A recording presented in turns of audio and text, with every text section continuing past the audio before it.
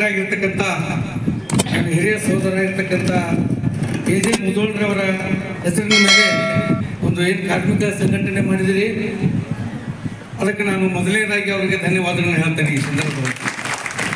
ಅದ್ರ ಜೊತೆಗೆ ಇವತ್ತೆಲ್ಲ ಕಟ್ಟಡ ಕಾರ್ಮಿಕರು ಇರ್ಬೋದು, ಆಟೋ ಆಗಿದ್ದು ಅವ್ರಿಗೆ ಒಂದು ಪುಸ್ತಕ ಹಂಚಿಕೆ ಕಾರ್ಯಕ್ರಮವನ್ನು ಪೀರ್ ಸಾಬ್ ಅಲ್ಲ ಕೇಳ್ಕೊಂಡಿದ್ರು, ಎಲ್ಲರೂ ಕೂಡಿ ಮಾಡೋಣ.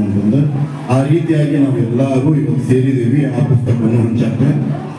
ಈ ಪುಸ್ತಕ ಹಂಚುವ ಮಕ್ಕಳು ಯಾರ್ಯಾರಿದ್ದಾರೆ ಎಲ್ಲರೂ ನಾವು ಮನೆಗೆ ಹೇಳ್ತೀವಿ, ಅವರು ಬಂದು ನಾವೆಲ್ಲರೂ ಇವತ್ತು ದಾನದಾಗ ಯಾವ್ದಾರ ದೊಡ್ಡ ದಾನ ಇತ್ತಂದ್ರೆ ಅದು ವಿದ್ಯಾದಾನ ಅಂತ ಹೇಳ್ತಾರೆ.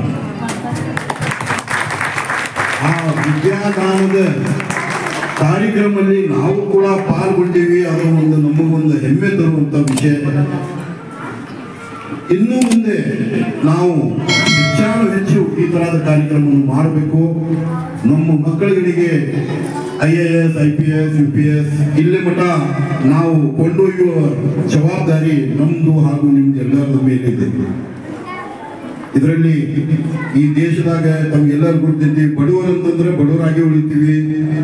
ಯಾರ ಮಗ ಅಪ್ಪ ಡಾಕ್ಟರ್ ಅದಾನ, ಅವ್ರ ಮಗನು ಡಾಕ್ಟರ್ ಆಗ್ತಾನೆ, ಇಂಜಿನಿಯರ್ ಮಗ ಇಂಜಿನಿಯರ್ ಆಗ್ತಾನೆ. ಆದ್ರೆ ಇಲ್ಲಿ ನಾವು ಒಂದು ಸಂಕಲ್ಪವನ್ನು ತಗೊಳ್ಳೋಣ, ನಮ್ಮ ಮಕ್ಕಳನ್ನು ಕೂಡ ನಾವು ಆ ಸ್ಥಿತಿಗೆ ಒಯ್ತೀವಿ ಅನ್ನೋದು ಒಂದು ದೃಢ ಸಂಕಲ್ಪವನ್ನು ನಾವು ಇಲ್ಲಿ ತಗೋಬೇಕಾಗ್ತೈತಿ.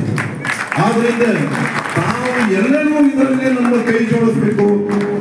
ನಿಮ್ಮ ಕೈ ನಮ್ಮ ಕೈ ನಾವು ಜೋಡಿಸಿದ್ರೆ ಅದು ಒಂದು ದೊಡ್ಡ ಶಕ್ತಿಯಾಗಿ ಉಳಿತೈತಿ. ಆ ಶಕ್ತಿ ಆದ್ರೆ ನಮ್ಮ ಮಕ್ಕಳು ಮುಂದೆ ಹೋಗ್ತಾವೆ. ಮಕ್ಕಳಲ್ಲಿ ಸಾಮರ್ಥ್ಯದ ಕೊರತೆ ಇಲ್ಲ, ಆ ಕೊರತೆ ನಮ್ಮಲ್ಲಿ ಇದೆ. ನಾವೇನ್ ಮಾಡ್ತೀವಿ, ಅವ್ರ ಮೇಲೆ ಲಕ್ಷ್ಯ ಕೊಡಂಗಿಲ್ಲ, ನಾವು ಲಕ್ಷ್ಯ ಕೊಡಬೇಕು. ಇತಿಹಾಸ ಏನಾದ್ರು ನಿರ್ಮಾಣ ಮಾಡಬೇಕಾದ್ರೆ ನಮ್ಮ ಮಕ್ಕಳು ಡಾಕ್ಟರ್ ಆಗಬೇಕು, ಇಂಜಿನಿಯರ್ ಆಗಬೇಕು. ನಾವು ಅವ್ರು ಆಗಿದ್ದನ್ನು ನಾವು ನಮ್ಮ ಜೀವನ ಕಾಲದಲ್ಲಿ ನೋಡಬೇಕು. ಇದರ ಸೌಲಭ್ಯನು ವಿಶೇಷವಾಗಿ ನಾವು ಮೈನಾರಿಟೀಸ್ ಹಿಂದುಳಿದವರು ಪಡ್ಕೊಳ್ಳಂಗಿಲ್ಲ. ಇದನ್ನು ಬೇರೆದವರು ಸದುಪಯೋಗ ತಗೊಂಡು ಅವ್ರ ಮಕ್ಕಳೆಲ್ಲ ಮುಂದೆ ಹೋಗ್ತಾ ಇದ್ದಾವೆ. ನಾವು ದಯವಿಟ್ಟು ತಮ್ಮ ಮಕ್ಕಳನ್ನು ಒಂದು ಲಿಸ್ಟ್ ಮಾಡಿ ಪೀರ್ ಸಾಬ್ ಅವರು ಕೊಡಿ. ನಾವು ಬಾಬಾಜನವರು, ಕಬೀರ್ ಸಾಹೇಬರು, ನಾವೆಲ್ಲರೂ ಇದ್ದೀವಿ. ನಾವು ಪ್ರಯತ್ನ ಮಾಡಿ ಆದಷ್ಟು ಹುಡುಗರನ್ನ ಅದರಲ್ಲಿ ಸೇರಿಸುವ ಪ್ರಯತ್ನ ಮಾಡೋಣ. ಯಾಕೆ ಆಮೇಲೆ ಬಾಬಾಜನ್ ಸಾಹೇಬ್ ಏನು ಹೇಳಿದ್ರಲ್ಲ, 84ರ ಮಟ್ಟ ನನ್ನ ಮನೆಯಾಗೂ ಕರೆಂಟ್ ಇದ್ದಿದ್ದಿಲ್ಲ. ನಾನು ಚುಮ್ನಿದಾಗ ಓದಿದ್ದೆ.